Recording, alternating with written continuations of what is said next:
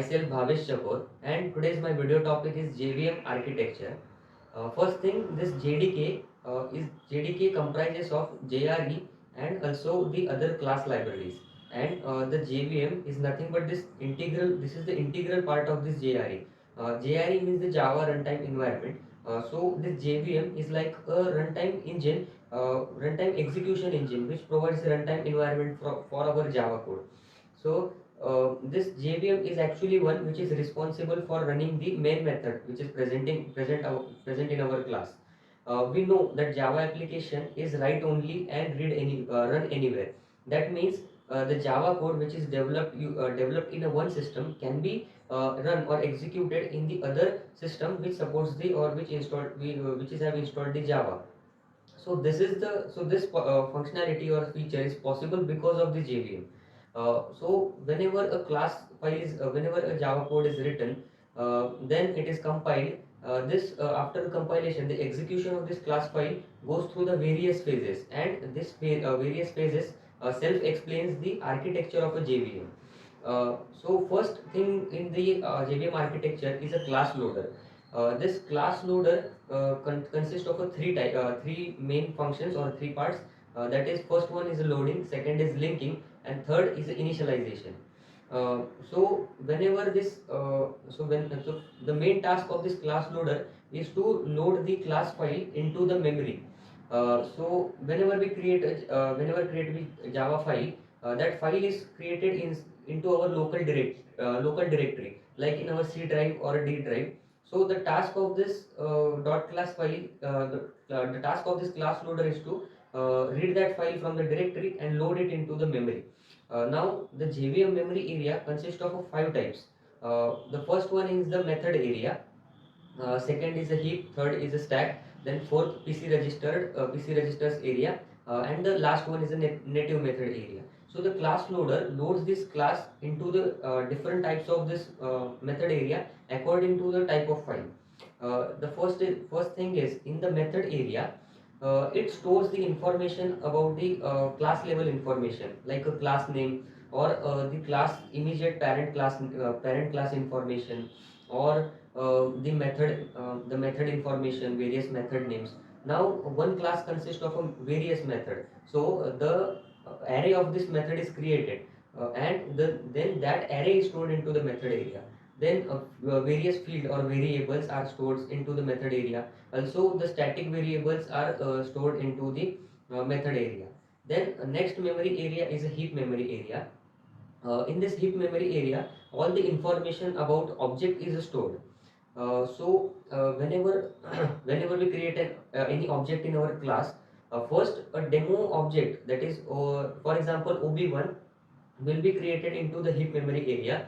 Then this demo object, the demo reference will refer to the original object which we have created. Now this demo object is created of a class that is a default class which is provided by the Java.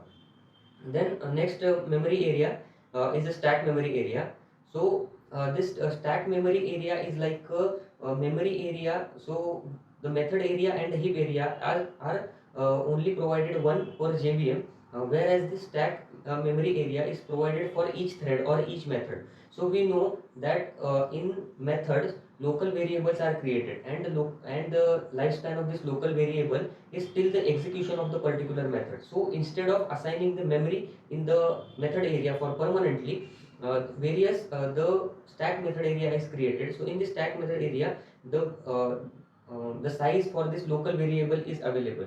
So once this particular thread or method is terminated or executed, then the complete block will be terminated, and the size will be removed.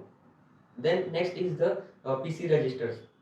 The program control register stores the information about the current thread or the current statement or the current instructions which is executing.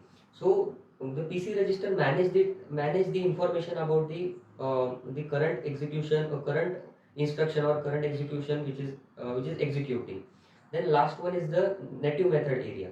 So whenever a method is defined in one language and that method is initialized or implemented in another language. For example, a method defined in the Java language and the method is implemented for the body is provided for that method into the C or C++ language, then this method is known as the native method.